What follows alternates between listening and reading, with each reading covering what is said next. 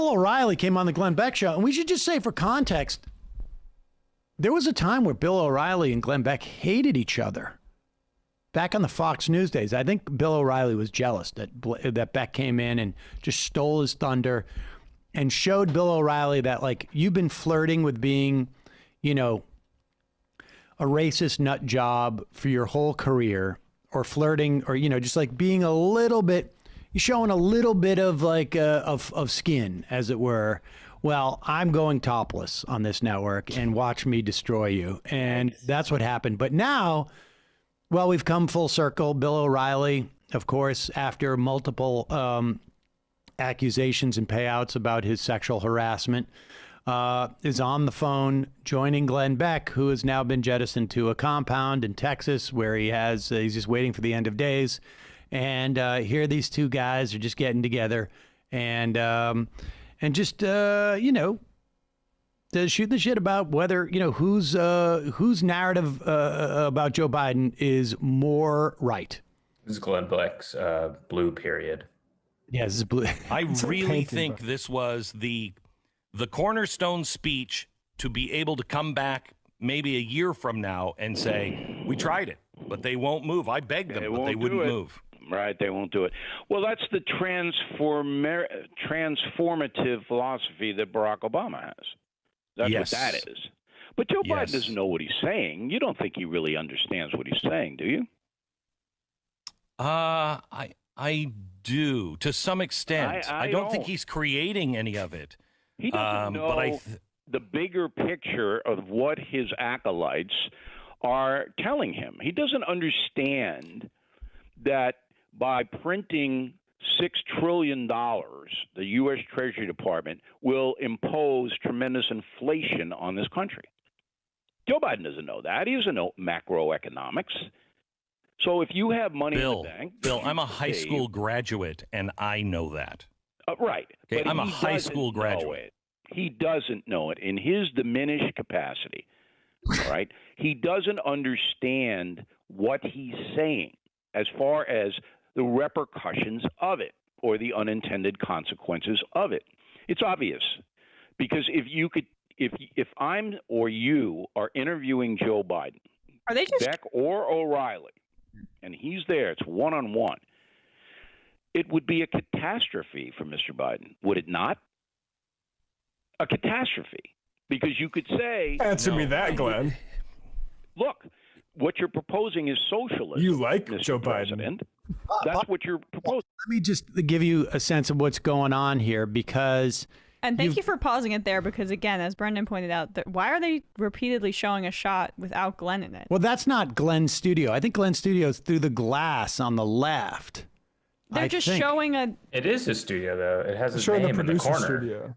Yeah, I think that's where the producers hang out or something. I don't know why they choose to go there, but they like to cut. They just love cuts like that, so Glenn can pick his nose or something. But we have two, like, Glenn Beck has his narrative, right, which is more conspiratorial.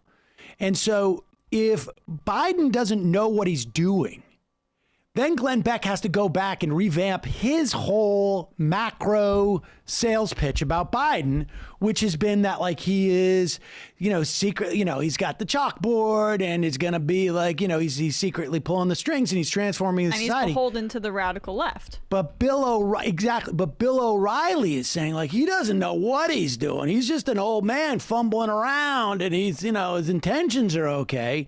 And Beck is trying to figure out, like, wait a second, no, dude, you're coming on and you're quashing, you're at loggerheads with my thing that I'm creating, and how do I try and proper narrative? Yeah, proper broadcasters would be like, there's a thesis and antithesis. We've got to try to meet these together, at least for the purposes of this segment. And O'Reilly gives him none of that. Let's go on. This is great, because O'Reilly's half in the. Incidentally, I would say, like, if I had to guess, talking about, you know, mental decline. Oh, I'm not talking mental decline. I'm talking. I think that, you know, my sense is from his, just he's got a little bit of his, like, he's at home, and you start drinking a little bit earlier during COVID. I don't know. This probably. You don't think Texas is an hour behind New York? Yeah, Glenn, you're not saying Joe Biden's smart, are you? macroeconomics. Come on. Government to control policing. That's what the George Floyd bill is all about. You want the government to control elections when clearly in the Constitution that's the state purview. You want the government to control a private economy, all right? And the government is going to create the jobs. How many times last night did he say, we're going to create the jobs? How many? Yes. A million times if it were one. I got 18. Yeah. The government doesn't create jobs. The private sector does.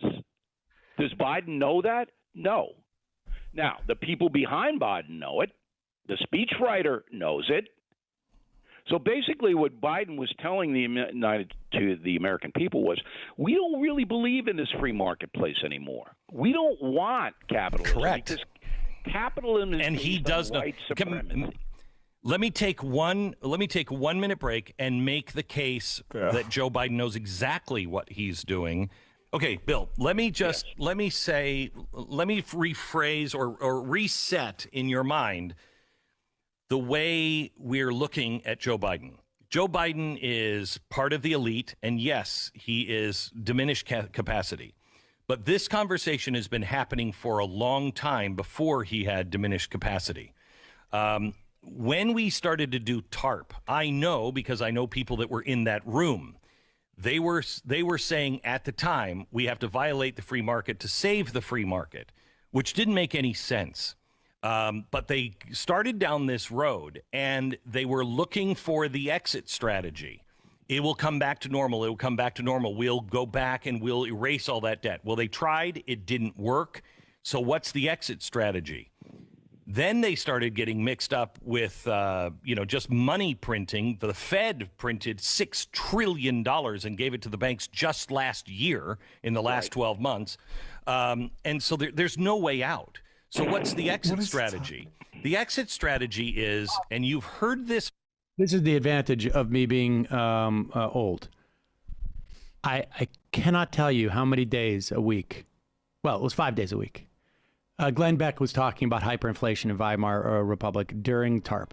Over and over and over every day. We are days away. I went on to MSNBC with Dylan Ratigan, and he'd have on David Stockman, who I think everyone now agrees has completely lost his mind. And he was the OMB director under Reagan, who would come on and go like, PIMCO, which is the one of the biggest of funds, just sold all their U.S. bonds, and we're about to go belly up. And by, June of this year, we're 2 months away from hyperinflation in Weimar and this and that. And then, of course, the number two at PIMCO, 6 months later was like, we made a mistake. We made a big bet. Wrong. We were wrong. And like their comprehension is literally, these are gold bugs. They're gold bugs. And that's what's going on here. The $6 trillion, they did not print that money. It was just the Fed backstopping it. Yes, there was a lot of loans taken out. I have a problem with the corporations being allowed to do all this and slosh around that money. But this is not that. This inflation scaremongering, just honestly, Google Glenn Beck 2009, 10, and 11. Just set those parameters, and if you come up with anything other than he is just in a full-on panic. Someone just texted me, summer 2009, Glenn Beck promised that we would not recognize America by Christmas. Whoop. Yeah. Continue. I love how we go from the just boring topic of two old guys trying to psychoanalyze somebody they have no real connection to and can't really source to a gold bug conversation. Like, what are we talking about, Glenn? Well, it's just because the assertion that Joe Biden doesn't understand macroeconomics. He doesn't know what Glenn has to recite his just stump speech for the last 20 years, basically. Yeah, no. And then also, I guess Joe Biden doesn't understand that the private sector creates jobs. This is the assertion. Who pays cops? Right, I know. Well, the government wants to control policing. Did you hear, Matt? All right, yeah, they want to control policing. Right. It's before. And and the whole government doesn't create jobs thing. I know. I mean, talk about like how many stupid books has Bill O'Reilly written about history? I was gonna say this new one sounds pretty good. Killing the Mob. Every recession that we entered to under Reagan, Bush 1, Bush 2, Bill Clinton, you look at how we got out of that recession. We expanded the government job payrolls. The only time we did not do that was during Barack Obama's presidency, and that's why it took so long. These are real jobs, folks. A job is when you get paid to do something, and the government creates jobs. Of course it does.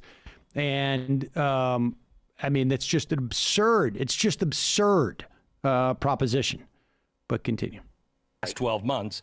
And so there's no way out. So what's the exit strategy? The exit strategy is, and you've heard this for years, China is the new model. More of an autocratic rule that the government makes a private public partnership, and we begin to move in a different way, and we publicly invest. Now, at the same time, we know that all this money is going to cause inflation, but the dollar is the reserve currency. That writing has been on the wall for quite some time. So as part of this great reset is a great financial reset, but you can't reset the dollar unless What's the other dollar part of the is reset completely besides the financial? decimated. So go ahead, give it the juice, and we'll put the structure in for it to collapse in. I think he knows exactly what he's doing. I don't think he could have understood what you just said. I will also. All right, so we just have a gentleman's disagreement. I'll also say, I got to be honest. I didn't understand what Glenn Beck was talking about either. Like we're gonna set the reset and then a bucket, and it's all gonna fall in the bucket. And so I think what he's saying is, and he's trying to get that whole thing. Remember when like the Rockefeller Center had like paintings that had secret messages in it in the murals that were painted by supportive unions? I mean, you guys don't remember this? Like honestly. He's on his blackboard. He's doing all sorts of, and he's trying to get some of that old magic back. But here's the thing, and this is so great. It's part of the same sort of like bucket, if you will. Limbaugh's dead. Beck is just too, he's just not hungry enough anymore. It's just like, can I just vaguely say that there's some type of massive conspiracy that involves a bucket, and that's where Joe Biden's trying to push us in. And Bill O'Reilly's just like, look, he doesn't understand anything he's talking about. We don't know, I can't even understand what he just said. And that's it. That's basically it. Like, thank God these guys are so, old, and there's, and there's some talent there, but they just, they're past their prime, and good thing. Because Beck is never going to get to the conspiracy. He's never going to, it just takes too much time. It's like, guys, I don't feel like getting up at the board. Let's just, I don't know. Can't we just get another buyout from somebody? Let's continue on here. All right, so we just have a gentleman's disagreement. Okay. So if you look at Joe Biden's history, he's always been a party guy, never been an innovative guy, never been a creative guy. Plagiarism all over the place in his resume, as you know. All right. Yes. He's a party guy. They used to call him party hacks. I don't want to be disrespectful, but that's what he is. He's always done what he's told to do. Now the progressives run the party. Everybody knows that. There are very few even moderate Democrats. Yeah, I don't think they're even Biden is progressives doing anymore. what he is told to do. Does he understand what inflation is? How much money the Treasury printed just to fight COVID? He doesn't understand. No. I talked to Newt Gingrich yesterday. He was kind enough to have me on his podcast to talk about killing the mob. And we talked a little bit about politics before we got to the book. And I said to the speaker, who's a very smart guy, you may not like him. He's not a good predictor. I mean, he said Trump is going to win in a landslide. I went, which Trump are we talking about? Ivanka? Because I knew that there was going to be not a good thing. Is certainly not a landslide. Did But you anyway, say that? Gingrich said to me, the danger here is inflation, not that the economy is going to collapse overnight, because we're going to have consumer spending, which is going to be robust after COVID. It But will be a melt up. It will be a Glenn's trying just to reestablish rapid some rise credibility. and then a crash. right, but you can see it now in the price of Yes. gas. Gas is way up. Groceries. Plywood. You know, I went to a restaurant today. They wanted $55 for a steak. I said, are you going to give me a couple of tires for my car with that? I mean, $55? So this is what's happening. But Biden doesn't understand that. He doesn't live in the real world. I just went to a restaurant that charges $55 for a steak, and I'm accusing somebody who doesn't live in the real world. Are you kidding me?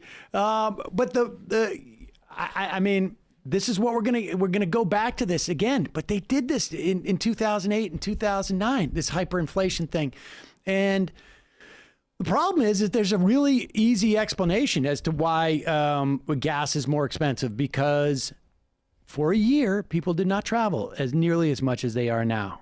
And so they're not going out and refining as much gas. There's simply not the supply, and it's going to take a while for the supply to ramp back up, and they're going to try and juice it. Same thing with food. We know that all these commodities, we've had drought, and again, people adjusted their supply to the era that we were living in, and now we're coming out of it on some level, and the demand is starting to outstrip the supply. And that's not necessarily because there's too much money in the system. Part of it is that just like we've coming out of a pandemic. But What kind of steak? $55 for a steak? Like, you Filet side with that. mignon. But I feel like he's not a filet mignon guy. That might be too, petite for him. He would want a strip or something. pretty sure you can get steak, like pretty nice steaks for still around I don't 20. think Bill O'Reilly buys his own groceries either, to be fair. Right, exactly. This is a Lucille Blue I was situation. about to say, ask him what the price of a banana is. Nobody buys a banana. I know, but say you're weighing in at the grocery store. This is a Lucille Blue thing. Who? Yeah. Arrested Development. God damn it. Oh, okay. I see what you're saying. Folks, like I say, we're not going to have time for calls, and we just got to wrap up with some IMs and then get going here. No James O'Keefe? Maybe we can Yeah, tomorrow. we can do that tomorrow. I have a feeling that's going to be evergreen.